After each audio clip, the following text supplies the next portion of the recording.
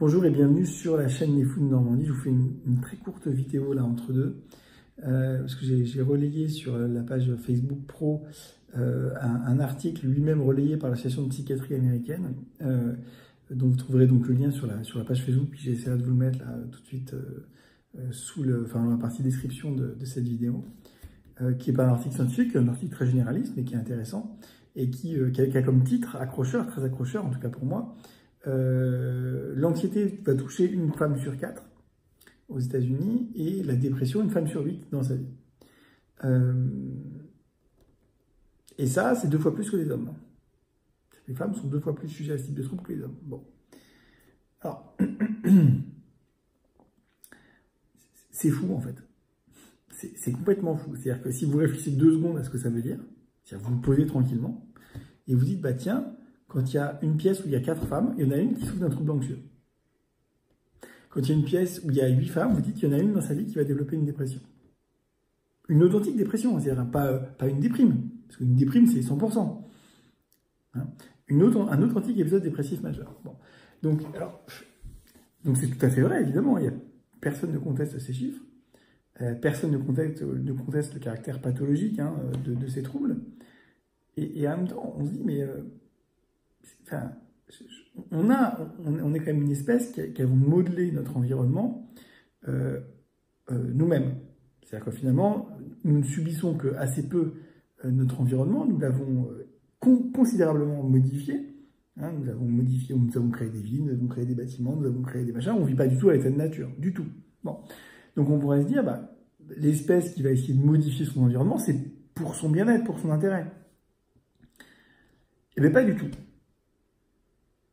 La seule chose qu'on a réussi à faire, c'est augmenter le nombre de copies de notre ADN. C'est augmenter le nombre d'individus de notre espèce.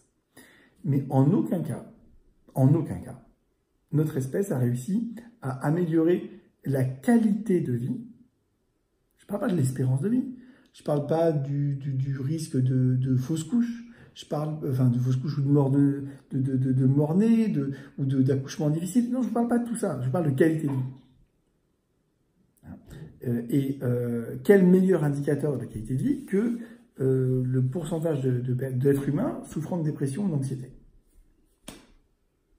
Moi, je veux bien qu'on dise la qualité de vie, c'est mourir à 90 ans en bonne santé. Moi, je ne pense pas. Je pense que c'est un paramètre qui n'est pas un paramètre pertinent. Je pense qu'un paramètre pertinent, c'est mesurer non pas le niveau de bonheur, parce que c'est assez subjectif, mais mesurer le niveau de troubles psychiques dans une population. Et là, quand on fait ça, on se rend compte qu'on a des chiffres mais monstrueux. Monstrueux. Monstrueux au sens de monstre, quoi. Ça fait peur, c'est un truc qui fait peur, c'est quelque chose qui fait peur. Bon. Sauf que les monstres, ça n'existe pas, et là, ça existe. On a créé une société qui n'est pas faite pour nous. C'est quand même vraiment original si vous réfléchissez bien. On a créé un monde qui n'est pas fait pour notre bien-être, mais qui permet juste la reproduction.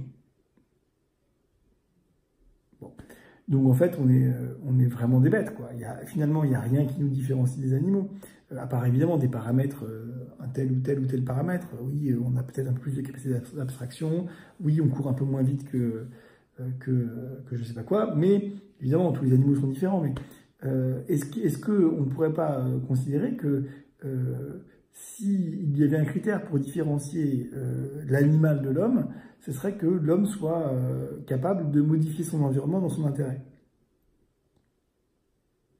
En tout cas, si on prend ce critère-là, on est vraiment des animaux, parce qu'on n'a absolument pas modifié notre environnement dans notre intérêt.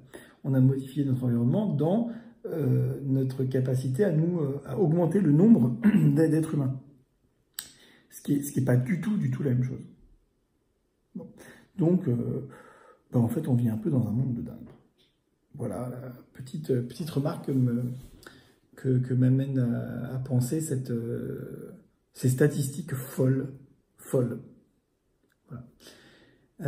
Écoutez, dites-moi ce que vous en pensez dans les commentaires. Désolé, c'était pas un article scientifique que je vous ai détaillé aujourd'hui, je l'ai fait ces derniers jours, donc vous m'excusez, puis j'en ai encore plein d'autres à faire, mais vraiment cet article tout bête qui rapporte vraiment juste ces statistiques-là, ça me fait réfléchir. À très bientôt, bye.